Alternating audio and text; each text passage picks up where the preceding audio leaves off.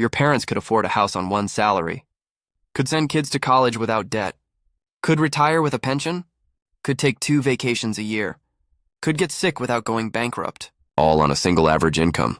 You cannot do any of those things.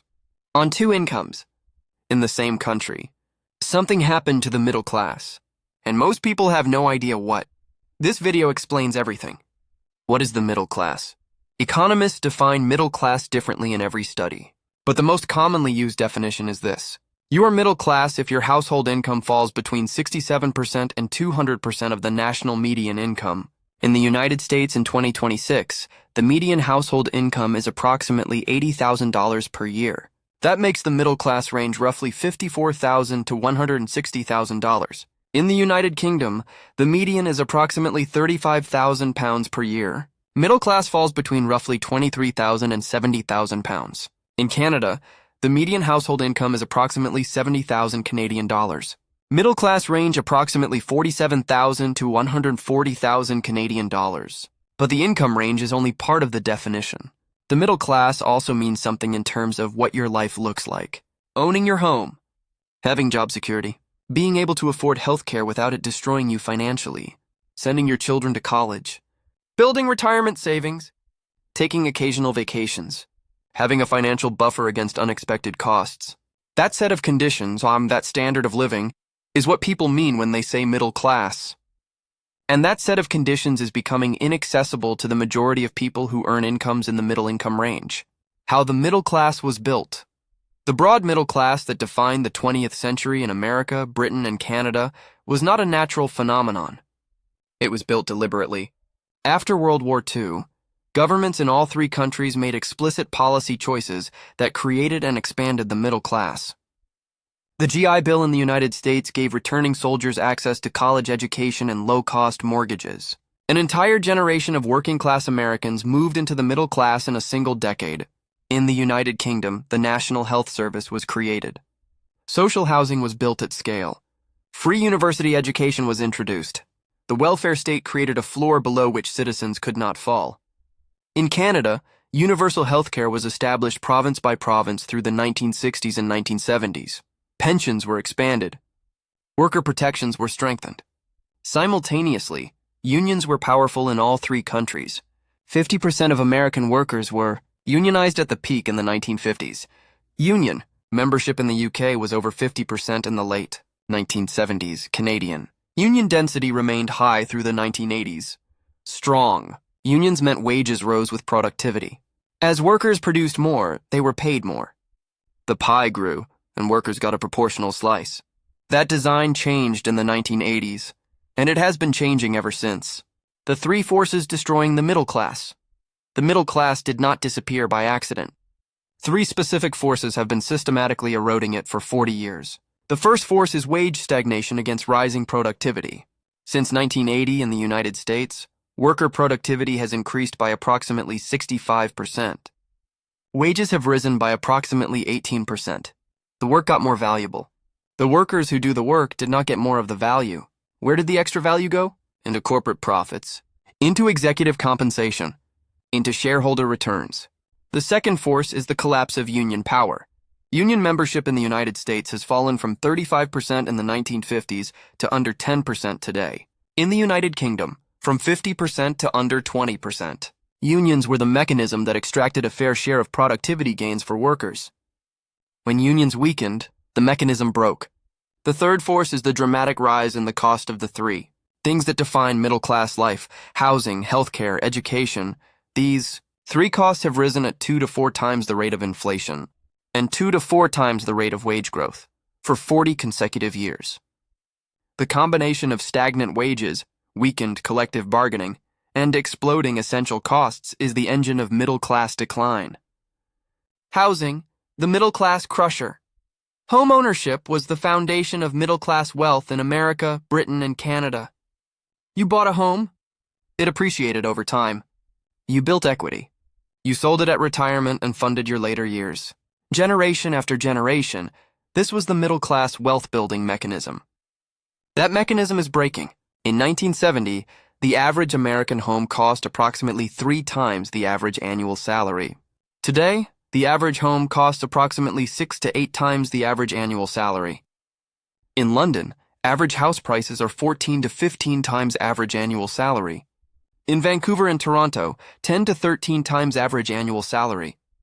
The mathematical reality is this. A generation ago, a person needed to save 3 years of salary to afford a house. Today, they need to save 6 to 8 years of salary, while simultaneously paying rent that consumes 40 to 50% of their income. The down payment alone now requires saving for over a decade for the average middle-income earner in most major cities in all 3 countries. This is not a temporary phenomenon. It is the permanent structural result of 40 years of underbuilding housing supply against growing demand, compounded by investors buying residential properties as financial assets. When a first-generation homeowner bought their house in 1975, they bought a home to live in. When institutional investors buy housing today, they buy a financial asset to generate returns. The middle class is trying to buy homes in a market that has been fundamentally repositioned as an investment vehicle. The salary cost gap. Let us look at real numbers. If wages had risen at the same rate as house prices since 1985, the average American salary would be approximately $250,000 today. It is approximately $65,000. If wages had risen at the same rate as college costs since 1985, the average American salary would be approximately $180,000 today. It is approximately $65,000. If wages had risen at the same rate as healthcare costs since 1985, the average American salary would be approximately $200,000 today. It is approximately $65,000. The cost of the things that define middle-class life has multiplied. Wages have not. This gap is the mathematical explanation of why your parents could do things you cannot. They were not more frugal. They were not better with money. They did not sacrifice more. They lived in a period when the relationship between what things cost and what people earned was fundamentally different. You are living in a period when that relationship has broken down, and it has broken down because of specific policy choices, not inevitable economic forces. The disappearing middle-class jobs.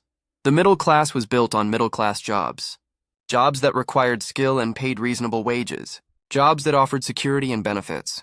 Jobs that could support a family, manufacturing, middle management, administration, skilled trades, teaching, nursing, government work. These jobs created a stable middle class across all 3 countries for most of the 20th century. 2 forces have been eliminating them for 40 years. The first is offshoring. Manufacturing moved to countries with lower wages. Administrative work followed. The jobs that built the American, British, and Canadian middle class were exported to lower-cost economies. The second, and now accelerating, force is automation and artificial intelligence. As we discussed in the AI video, artificial intelligence is not just replacing low-skill work. It is replacing middle-skill, middle-income work. Exactly the jobs that define the middle class. Data processing, legal research, financial analysis, administrative management. Middle-skill, middle-income work that AI performs faster and cheaper. The job market is becoming what economists call hourglass-shaped. High-skill, high-pay jobs at the top, low-skill, low-pay jobs at the bottom. Fewer and fewer jobs in the middle. The jobs that sustained the middle class are the jobs that are disappearing. Who is getting richer while the middle class shrinks? The middle class is not disappearing because the economy is shrinking. The economy has grown substantially over the same period that the middle class has been shrinking. The wealth is being created. It is just not going to the middle class. As we discussed in the wealth inequality video, the share of wealth owned by the top 1% has doubled since 1980 in the United States.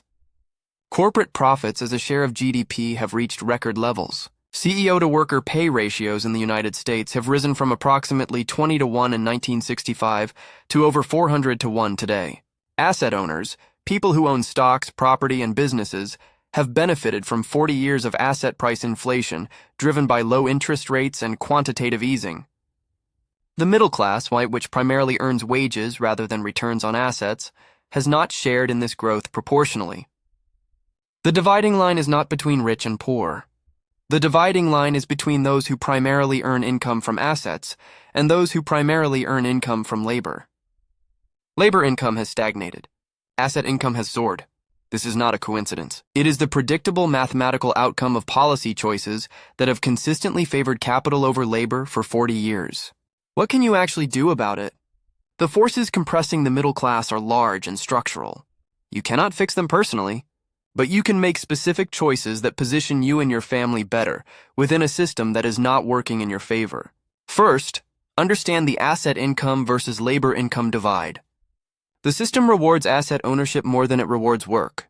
Acting within that reality means prioritizing asset accumulation, even small amounts, over consumption. As we discussed in the Millionaire video, compound interest and time are the equalizers available to ordinary people. Second, housing decisions require clear-eyed realism.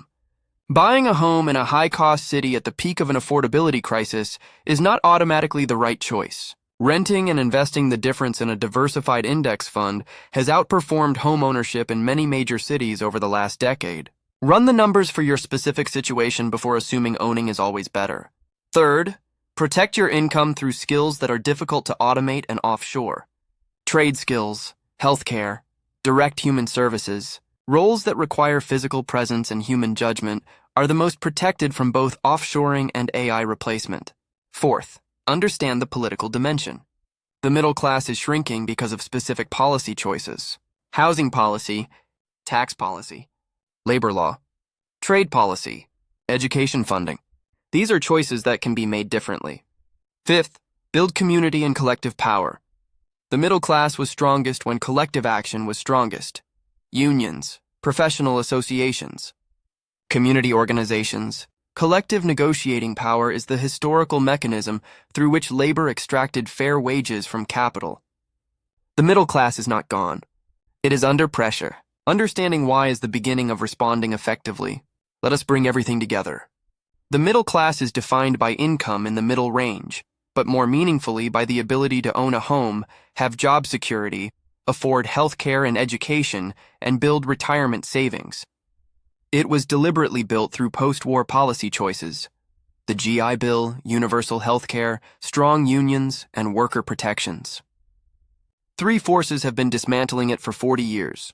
Wage stagnation against rising productivity, union decline, and dramatic cost increases in housing, healthcare, and education. Housing costs have doubled relative to wages. The salary cost gap explains why your parents could do things you cannot. Middle-class jobs are being eliminated by offshoring and AI, replacing middle-skill, middle-income work. The wealth being generated is going primarily to asset owners, not wage earners, which is the dividing line of modern inequality. Your best responses are prioritizing asset accumulation, making clear-eyed housing decisions, protecting income through automation-resistant skills, engaging with the political process, and building collective economic power. The middle class was built. It is being dismantled. And it can be rebuilt, but only if the people who need it understand what built it and what is destroying it. This is not financial advice. Please consult a qualified financial professional before making any investment decisions. Check out other Broke Monkey videos for more financial topics explained simply and clearly. If you want to support this channel so we can keep making these videos, check out the link below. Apes Together Strong.